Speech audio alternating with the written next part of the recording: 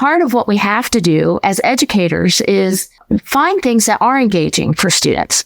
We do a lot of online sessions. So a student, it's kind of independent study with live sessions. We have no more than 6 kids in a class, so they all get individualized attention.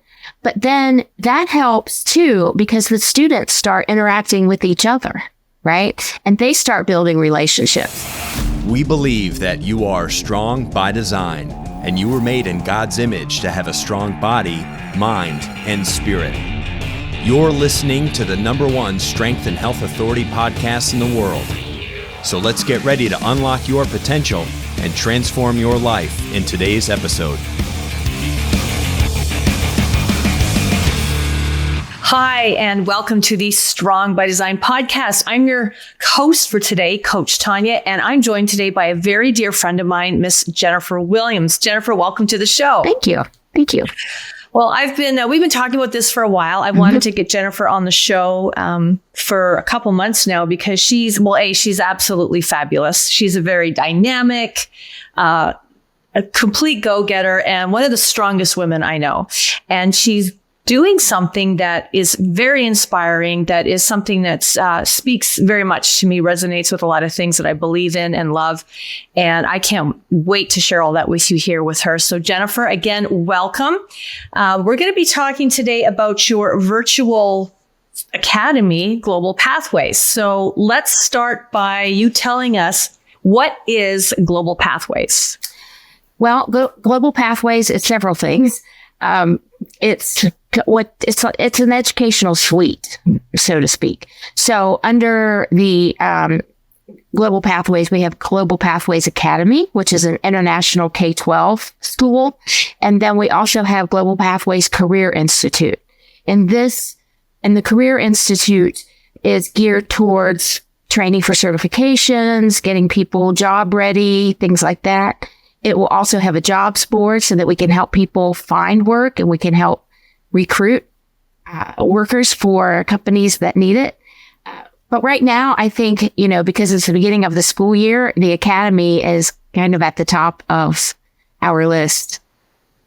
Wow. So it isn't just about, well, it is all about education, but you're not just focusing on that K-12. You've expanded what Global Pathways, what the suite can do in terms of somebody looking for career training to, for career advancement. What about people that are in a career and they're like, this just isn't, I'm not feeling this anymore. I'm not enjoying this. What about somebody like that who's already in the workforce? We call them a passive seeker. And that is somebody that knows they're not really happy. I mean, there's a staggering statistic of, I believe it's like 80% of people are working a job that they do not enjoy, right? Right. So yeah. Did that answer your question? Yeah, no, that does. That's great. That's great. Because I do think that there is, I do think there tends to be, I don't know if it's as big as it was. I think that mindset of once upon a time where when you got into a job, that's what you did. You just stuck it out. Right. I think people are a lot more able to see beyond that now and go like, well, if I'm not happy here, I can change it. Yes. Yes. And that's kind of, it really kind of hit hard during COVID when people were forced to stay home, many weren't working. And as they're sitting around watching Netflix, they're, decide, I really didn't like that job and I don't ever want to go back there. Right. So they get on Monster, Indeed, or one of the hiring sites and they start applying to everything. Right. And many of those things they're probably not qualified for or whatever, but they're just looking for a way out. Right. So one of the things that we have done is we've created career discovery courses. So we have those for elementary level, high school, and adults. So that is, we go through almost 20 different industries and kind of help students find their passion. Usually around 6th grade, they start to kind of know what what they like, what they've been gravitating to. Yeah. Right now the big one is gaming. So Right. why not tailor their education to that? Right. It's one of the things, and I know we'll get into it, but I like to call myself a disruptor of education. Yeah. Because education is so important, but Yeah. we need to get up with the times, and we need to have delivery methods that will attract students and keep them engaged. So all that stuff has to change. Right.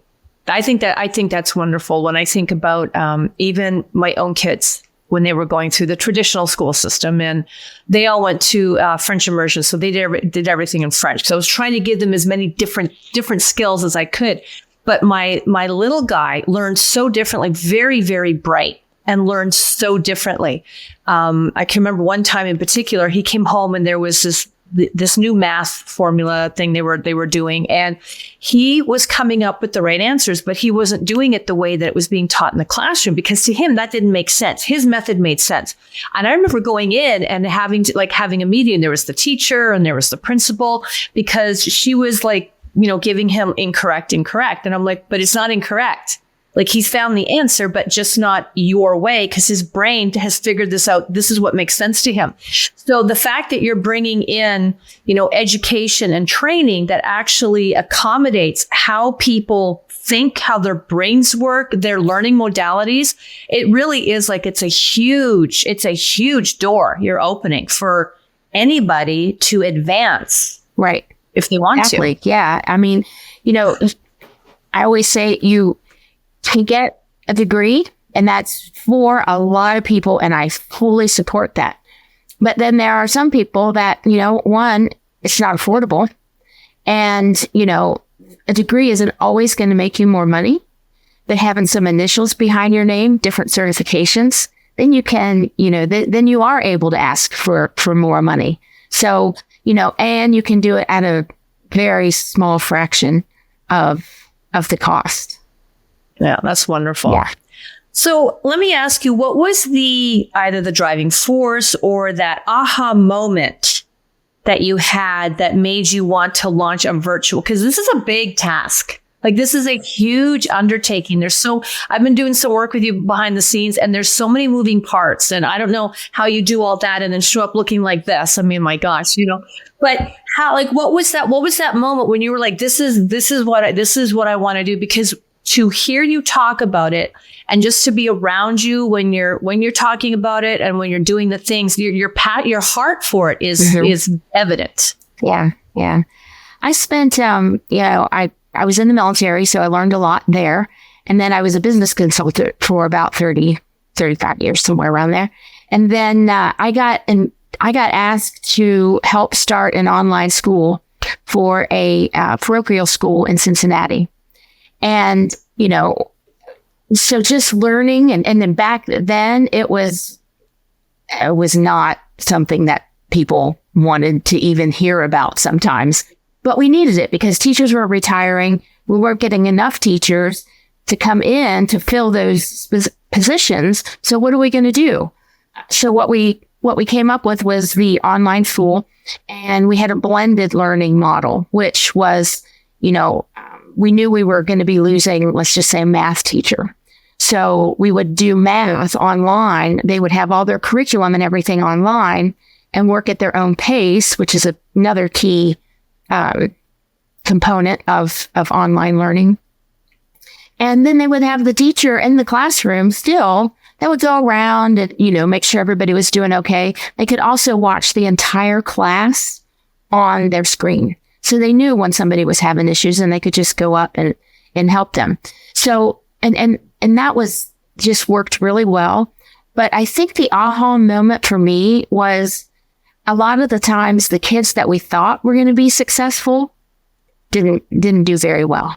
And then the ones that we thought were going to struggle, wow, it was total turnaround, D's and F's to A's and B's, and I think one of the things is the reasoning behind it is, in the classroom, the teacher teaches to the middle of the room. So if you are gifted, maybe, and you already know all these things, you're looking out the window and, you're probably going to end up in trouble at some point for not paying attention. But then you have the other students who, they are struggling. They don't understand the concepts, and, they may get an F on the test on Friday, and Monday we're starting a new chapter. Sorry, I guess you're going to have to go to summer school, which nobody likes doing that. Right. Right. So, that was my aha moment to see how well so many students were doing. That's wonderful. Yeah, really good. So with online and virtual learning, and this definitely is me, because I have trouble with focusing, a little ADD stuff. It's like, please don't make me watch a video, because within 30 seconds I'm like, looking outside, and I'm thinking, maybe I should take my bike out. So with online and virtual learning, one of the challenges is keeping students engaged. So what are some of the methods? What are the tools? What are the things that Global Pathways that they use? Like, what are some of the things you're using or looking at using to help keep that engagement, keep students and I guess, with them, if you're catering their education to what they like anyways, you kind of already checked that box. But what else to help, especially kids? Because it can be really hard when they're at home and all their stuff is there. Right. Right. Well, it's a very different discipline, right? So, in brick and mortar schools, as long as you're in the seat, you're there, you're there. You're counted for that day. But with online learning, it's 100% you, right? Every student. So, one of the things, just about every university, and now everybody that goes through training at jobs is online. So I love the fact that we can prepare the students early on with that discipline, and the ways to keep them engaged, because we know attention spans get shorter and shorter, just like you and I were talking about squirrels and stuff. So it's part of what we have to do as educators is find things that are engaging for students. We do a lot of online sessions. So a student, it's kind of independent study with live sessions to help kind of with concepts and things like that. But it also gives them a lot of straight time with the teacher. We have no more than 6 kids in a class, so they all get individualized attention. But then that helps too, because the students start interacting with each other, right? And they start building relationships. So, and the other piece to that is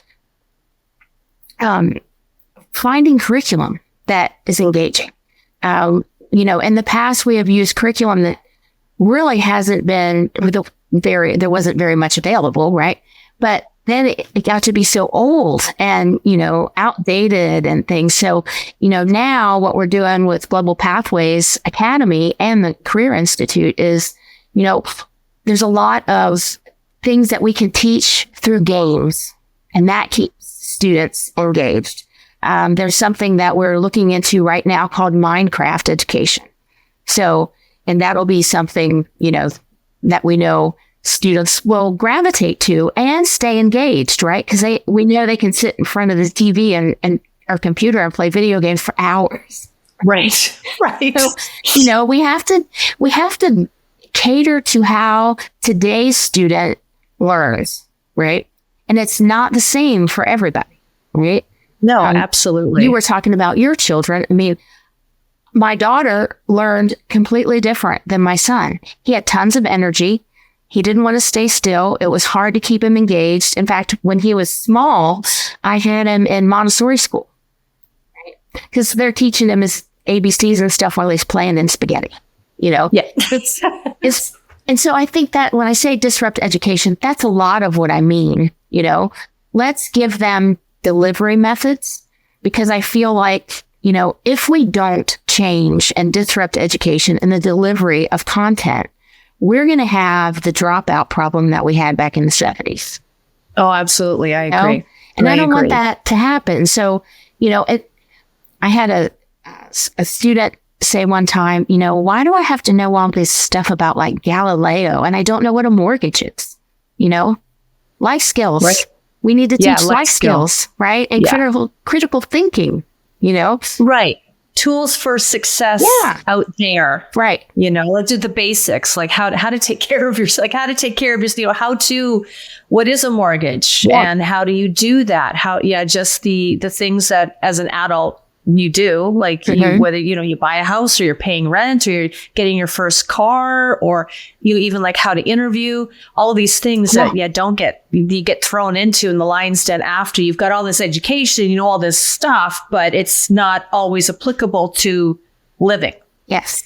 And part of that, one of the things that, it's kind of becoming overcoming objections. So what's the problem and what's the solution that we can come up with, and for a lot of students, because they're not interacting with people, on a regular basis, social emotional learning is important. You're not going to like everybody that you work with in the future, and they're not going to like you, okay. But it has to be okay. Right. Yeah. And we want to educate you on how to deal with situations like that. You may have a job that you love, but there's somebody there, and we've all been there. Yeah. So let's help guide them through how to do things like that. So it's that leadership has become very important. I love that. And that it's such an important part of education, because I think what you call yourself a disruptor, but I also think you're redefining what education is. Like what it is in terms of what does it really need to be for young people, because these young people will be running the world. So how do we give them the best of all the things that they need to do that? You know? Right. So yeah, absolutely. Now, what about, because you can accommodate kids globally, correct? Like you're open to people all over the world. Everywhere. Everywhere. So how do you deal with challenges as far as technology, like internet, stable internet? Because I'm thinking, what if you're somebody that's in, Africa, somewhere middle of Africa, and don't really have great internet or an unstable connection? How are you able to address those issues and work with those students in more remote areas that might be tricky? But on the other hand, that might be their only way to get education at the same time as virtual. Decent education, Yes. A quality education. And that is a problem. I mean, one of my passions is Africa. They want education so badly, but there's not the electricity, there's not the internet. I have actually had teachers from Africa that wanted to teach, but they couldn't keep the internet going for an hour. You know what I mean? Yeah. To be able to teach. So, there's so many things that we can do. I have done a lot of networking internationally. And, when I was in Dubai, I met this, it's a nonprofit in Africa. I can't remember what the name of it is, but I was talking to them about that, and they said, that's what we're trying to do, raise money for, to be able to provide some kind of internet. And then, the other thing is, what we do right now is sometimes the students don't have enough bandwidth to be on camera and have their curriculum open to follow along with the teacher. So, VPNs, we do a lot of helping students get VPNs when they have trouble accessing curriculum or anything. I mean, we just have a support team that, we'll do whatever we can. And if for some reason it's just not going to work today, we'll reschedule that lesson. So you're never going to miss out. Good. So so you're working on it. So with that being said, now let's talk a little bit about how you're funding all this, because you're running this out of, you've started a foundation. Yes. And so this is a nonprofit organization and you're relying on funds and the generosity of people to donate and give support financially so that you can not only keep this going, but some of the stuff we just talked about as far as being able to adequately accommodate children in some of those far off places where internet is an issue. So Talk about that a little bit. Like, where's all that? Where's that going to come from? And for any of our listeners, if you have a passion for education, and if you definitely have a passion for bringing people globally together to learn, right? Here's a huge mission, right here. So how, what does Global Pathways need, and how are you able to take funds? So where can we give you money? Well, the foundation, I started the foundation because we have families around the world who are interested and really want to get their students, their children, an American education. Maybe they want to come to the university here, and it's easier for them to get accepted if they have an American diploma too. So we have a dual diploma program. But the main thrust behind the foundation is to raise money for scholarships for students. So whether they're partial scholarships or full scholarships. I had a student yesterday that was wanting to enroll, and, I just can't afford it. And, I did some stuff with pricing, to make it. But, that's an issue I don't ever want to have to deal with again, And the other thing that we do with the foundation is, teachers are the heart of a school, right? Teachers are some of the most passionate, hardworking people I have ever met. And so a portion of what we bring in from the foundation is going to go to our teachers for bonuses, because we have these different areas. Let's just use Russia for right now. We have students, Russia, Ukraine, the ruble is worth almost nothing, but the families are they're taking any money they do have and putting it towards their child's education, right? And this means they're all moving in together, right? It means grandma, grandpa, aunts, uncles, and they're doing anything for education. And that, I just feel like it's something that we need to do. And our teachers were working through the war. The kids were still coming to class. I mean, it was phenomenal. And so I just feel like the teachers need to be rewarded. We need to get their pay up. I think the national average for a teacher is like 40,000, somewhere around there. Who can live on that these days? So, what are we going to do to improve education? Because we can't lose our teachers. You're always going to need teachers. I don't care if you got AI or whatever. You need human interaction, and you need teachers, because like you and I talk about with AI, there's no feeling behind that. The relationships that our students and our teachers have lost for years. We have students that have graduated, and still keep in contact with their teachers and let them know, what they've been doing, and, how grateful they are, and things like that. So yeah, I can talk about, scholarships and teacher pay forever. Right. Yeah. And you and I have had conversations about this when you said you're going to make it a foundation, and there's going to be all these elements, and I got really excited about it. And then was like, well, then there's the money. The money is an issue. And because money is an issue in everything. We need money for things to work, and you need money to keep doing this. And you're going to need a fair bit because it's new. I mean, this is brand new. You're starting out with nothing. So, you got a great team, but the fact that you're wanting to create scholarships for students, I think, like, if you're listening and you have any kind of philanthropic, vibration in your body, and you're not looking for funds to pay your team of, this person, that person. This is for teachers and for students, which is huge. Says a lot about you. Why? Thank you. But the other thing that, we eventually want to be able to do too is create our own curriculum. Right now we rely a lot on third party, and you never know what's going to happen with that. I have helped start 6 or 7 different online universities. And now I'm like, it's time for need to start mine. I was starting for other people and everything. So I do you've have got a long history. Yeah, I have a lot of experience in the ins and outs of education.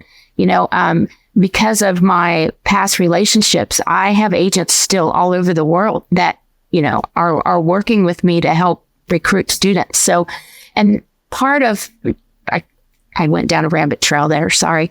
That's okay. But we need to develop our own forces so we're not reliant on that. And we can create the courses that we know that we can create the courses in a way that we know students connect with, right? Right. So, video is important. Getting away from text, just keep reading, and then answer questions, There has to be, you have to come back more interactive, engaging. And the younger the student, the more you have to do that. Right. Yes. And so you got to keep things changing. Yeah. So for our K-5 students, the teachers and I had a meeting and what's missing? What do you feel like kids need that they're not getting? Right. And so a lot of it was, okay, well, we're just giving them this online curriculum and then they meet with a teacher for an hour twice a week. But then what? Right.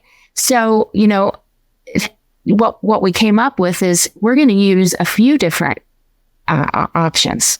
So we have e-textbooks that we use. We've got a skill-based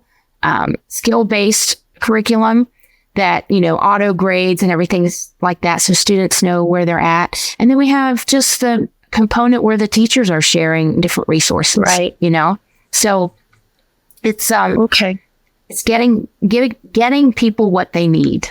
Right. And again, you're in that, you're sort of building this. So there's the exciting part of it. And there's also, I know right now there's a little bit of pressure. Well, actually, there's a lot of pressure because the school year's starting. And you're really wanting to get as much of these boxes checked now. And again, like from year to year, there's all, you're going to be continually adding things. Like your toolbox is going to get bigger, the student load will get larger, the teachers, all of that stuff, you'll get more and more of it. But right now it's like there's a lot happening and you have a lot of balls in the air right now that you're juggling.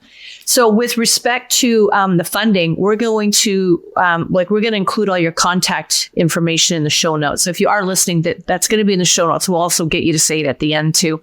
But you do have a means and a way, or you will. We talked about a little bit before we started doing the show that you do have some software that is going to, and I knew it. See, there's always going to be one call that speaks to you, even though I shut them off. Gosh. But you do have ways to take the donations and funds for Global Pathways. Yes. Okay. Great. And if people want to say, I want my money, I'm a former teacher and I'm passionate about that. And I want my funds to go into teacher bonuses, or, I want to provide scholarships to students in Africa or Jakarta or someplace like that. They'll be able to do that. Excellent. Okay. Good to know. Now, on the topic of teachers, what if they're like someone who's listening that's like, I would love to be a part of this. Like, do you have enough teachers? Are you always going to be needing more teachers? What about people that are educators that would love to do something like this? Because I was a teacher for 8 years. Mm-hmm. And I mean, one reason I left was I started my family. So I wanted to be home with my children. But also I really lost, in only 8 years, I lost my love for it because of how I saw education going and what was happening and the, showing up prior to the school year starting and being, these are your classes, here's the textbook, here's the curriculum, this is what you have to do. And being like, I can't even manage, teaching this is killing me. I can't imagine being on the other side of this, Yeah. So for any teachers that, whether they're teachers now or there's somebody thinking of going into it, can they reach out to you with a resume? Send me a resume. Right now, the teachers that we have a lot of them have been word of mouth. So let's say we started with, 15 or 20. Well, then they start recommending, they're in all these different teacher groups and they start telling them about the school. And then other people want to get in on that. So yeah. And if we have people coming out of retirement now because they can pick their own hours. So nice. Yeah. Yeah. And I can really see it being a platform where teachers who loved teaching and still love it, but are like just, the traditional mainstream education is, I don't know. I fell out of love with it. Right. And one thing I want to mention too, because this is a big issue and something I get questions about all the time. So our curriculum and our teachers, just the facts. Our teachers are not allowed to, give political opinions or religious opinions or anything like that. So, when a student comes into Global Pathways Academy or Career Institute, they're getting the facts, right? There's not going to be anything, and all of the teachers are totally on board with that. Yes, we need to get back to education and just the facts. So you can rest assured that that's always going to happen at our schools. That's refreshing. Right? Yeah. Oh, I love it. So what about, here's another thing, like socialization, because now I realize it's not quite, I know what I'm thinking. I just don't know how to say it. So you've got students coming in and they're doing their education virtually and are their career training. And I'm sure that these students have lives outside of in front of the computer. So it's not necessarily like some remote family that lives way far away from anywhere or anyone else. Right. And the child's being homeschooled and there's no very little socialization right. with other kids their age. Mm-hmm. What about, or how does Global Pathways, how do you work with the socialization aspect that a lot of kids that are going to brick and mortar schools get day to day? Well, I think, we do individual classes, like one-on-one with teachers, but then we do the groups. And I think there's been a lot of friendships developed via those groups. And then in the summer, we have a summer camp, and that's very interactive. And that has up to 10 kids in the class. And it's something I would love to tell you about. It's, it's something that the teachers and I came up with, and it has just gone. This was like the third year that we did it. And, and since they're bigger classes, and then some of the students are in classes with, these students at 9:00, but then they go to the 10:00 session and there's a whole new group. And so there's a lot of relationship building that's going on. And that's what life is all about, building long lasting relationships. And you know what, if we can do it via education, perfect. Yeah, no, absolutely. Absolutely. Yeah. What about the topic of, because I know here in the US, it has been for a long time. And, I don't actually watch much news because it's depressing and sad. Right. I mean, right now we're all kind of glued to it because there's a storm coming. Right, so we're watching it a little more now. But the whole topic of the cyberbullying and that happens, but happens very easily in a brick and mortar school because everybody has a phone now. Everybody has a phone, and anything that happens, it's going to end up. I mean, there's an old cliche saying from when I was younger, what happens in Vegas stays in Vegas. Well, anything that happens ends up on Instagram or YouTube or somewhere, and I think with the way in how your school's set up, I don't really see that as being a big element, but I mean, running an education institute, you kind of have to consider all aspects. So absolutely. Yeah. So, we have a lot of affiliates, a lot of partners, and what you're talking about, the cyberbullying, things like that is such a huge issue, and we're losing lives over it, And so I helped start, it was kind of like an internet safety, because and we did it in Cincinnati because there was a couple of young ladies that we lost. And there's a section for, there's a presentation for students, and then there's one for parents and teachers, just to, give them an idea of, what do you do, right? Kids are cruel. And now it's not just like it used to be getting bullied in the bathroom by, one, two girls. Now it's hundreds and thousands of people that are given their input. So what do you do?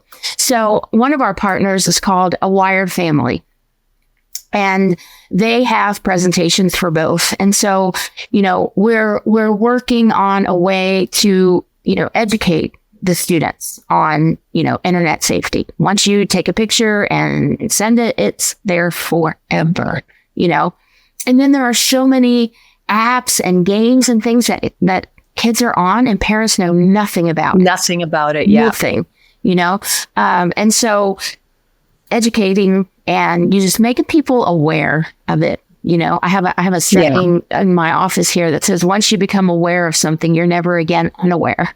Right. That's right. That's right. And now you're responsible. Yes. Yes. Right. Yeah. Okay. Yeah. So as far as like measuring success, so when you're looking at digital, traditional metrics for measuring success may not always apply. So what sort of KPIs and things like that are you going to be utilizing within Global Pathways to measure student success? Okay. Well, we have an incredible assessment program that we give it to every student, especially because we have students coming in internationally and we get their transcripts. And I have a teacher that works with us, and she has her own language school. Between she and her husband, they speak 6 languages. So she helps with translating sometimes and things like that. But so you can take this and look at it, but what does it mean? Because and a lot of times in other countries, like they don't have algebra, geometry, calculus. Yeah. They have maths. Maths. Yes. That's when I lived in New Zealand, when kids came over, we're doing maths. I'm like, what's maths? Right. Yeah. Yeah. So, what we need to figure out, what part of all the different maths do they know? Like where's the best place? Because we want to make sure they're challenged, right? But it's not too difficult, and the neat thing is, if you get it into a class, let's say you're in algebra and you didn't do very well on the assessment, but you get in the class and the teacher kind of sees like, you already know this, because not everybody's a great test taker, right? So our teachers are also helping to evaluate so that we can make sure that students are in the courses and the levels that they need, right? So that's extremely important. And just because you're 10 and you're in the US, you're probably in the 5th grade, does not mean you need all 5th grade level courses. You may be gifted in math and science, and you may be pre-algebra in 5th grade, it's just, and so we can do that, I've had a lot of parents in the past that say, yeah, but he didn't finish grade 3 language arts. I'll just say that. But he passed the final exam, right? So, traditional education makes you take that class anyway. Anyways. Either way. And you're in the bell curve somewhere. Yeah. Right. And so, let's tailor, it's called an individualized learning plan, and we do it for every student. So I was just telling one of our agents that the K through 5 is that the curriculum is not going to be the same for every student, because we're going to do those assessments. And so you might see grade 2 math, this student has, these skills assigned to them, and the other student in grade 2 math has completely different, because we can tailor that education for every child. Yeah. Wow. I'm because I've had the privilege of you asking me to help out with a part of this. And so I really have not worked. I mean, this is a very exciting, I'm so excited to see where this goes and to see how it grows. So I have a last question here, but it's 2 parts. So here we go. So with the technological advancements and the education sector continuously evolving, where do you see your virtual learning academy and career training institute in the next 5 to 10 years? And what emerging trends or technologies are you most excited about integrating into your platforms? I think, and you don't even know about this part yet, but this morning, I had someone that I met in Dubai, and they're from India, and have a STEM academy, basically. So we can partner with them. And we know that, in places like India, they're more advanced than we are in certain areas, right? So why not partner with them?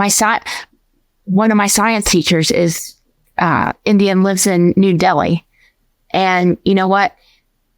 It's fabulous, right? So it's putting things together that work. And so his name is Pankaj. And so what we talked about this morning is, we need our own STEM/STEAM academy program, right? Where we focus on that, and we give them all the different tools. We can ship, robotic things to them, and, there's so much to do. And I think, it's just like we said with creating our own courses, as technology changes, that has to happen too. Yes. And so, and that's part of when I say part of the funding from the foundation can go towards that, so that we can keep kids engaged, and we can stay up to date with technology. Yeah. Oh, that's exciting. So exciting. Okay. So Jennifer, for people listening, just give us some contacts, some social media platforms. Where can they find you? Where can they reach you? Okay. I will put those in the show notes. Sure. So we do have Facebook, Instagram, LinkedIn. I haven't made my final decision about TikTok yet. So all those different places. We do have a software that we use for donations. So that, if you wanted to be included on that list, for donors, let you know when we're doing different events, and, some wins that we've had. I want to make sure everybody knows how many scholarships we give out, every month or whatever. So there's that. So, website. Most people right now, I think, are, they're into the social media part. Yeah. But we'll always. So what's your Facebook account? We have 3 actually. Okay. So we have the Global Pathways Academy, and it's just, that's just, I'll give you all the details on that for the show notes. And then we have one that's Global Pathways Career Institute. And then one that is Global Pathways Studies Foundation. And that's the nonprofit. Okay. Excellent. What about an email for you? What's your email? Yeah. You can always reach me at Jennifer, JENNIFER, at foundationgps.org. Great. Okay. And like I said, we'll put all this in the show notes, as well as Jen's bio, which is very impressive. I kind of shorted her on that at the intro. But she's got such an amazing bio that you really, I'm just going to strongly suggest, even if you're driving in your car or wherever you are listening to this, when you have the chance, you need to go to the show notes and read her bio. She's former military. She has won numerous awards for what she's doing with education. She's been all over the place, and she's done a lot of amazing things. Thank you. Like a very, very impressive background and experience. So I have no doubt how wildly successful this is going to be, Jennifer. Thank you. And I'm excited to see where in the next 5 to 10 years, so we're sitting around, on our Fridays having a glass of wine and just talking about how far it's all come and all, how many people you've helped, And there's also the website. So you can also give them the website. So, it's not going to be difficult to reach me. And WhatsApp, that is a great way. WhatsApp. Okay. Yeah. What is because I just, everything's all automatic login. So I never have to think about typing in an address, but what's your WhatsApp? Is it just at Jennifer Williams? It's just my cell phone number. Oh, okay. Yeah. And then I have a personal WhatsApp. And then we also have a business WhatsApp. And that number is different. And I'll make sure that you have both of those. Great. Yeah. Awesome. Well, Jennifer, thank you so much. Thank you for agreeing to be on the show. I know you're super busy, so I really appreciate you and appreciate you taking time to do this. And I want to thank you all for listening. It's been a pleasure. Please, leave us a 4-star, 5-star review. I don't even remember what it is anymore. Just tell us how wonderful you liked this, how wonderful this was, how much you liked it. But it's been a pleasure hosting today. I look forward to having you back again soon, Jen, and seeing where things are at. So we do want to follow up and follow you and follow the progress of the Global Pathways Suite and all those good things. And again, for the rest of you listening, have a wonderful day. Thank you for joining us, and we'll talk again soon. Thank you so much for listening to the Strong by Design podcast. If you found value in today's episode, please subscribe so that more people can find out about our show. Plus, you don't want to miss any future episodes with the amazing guests and topics we have lined up for you.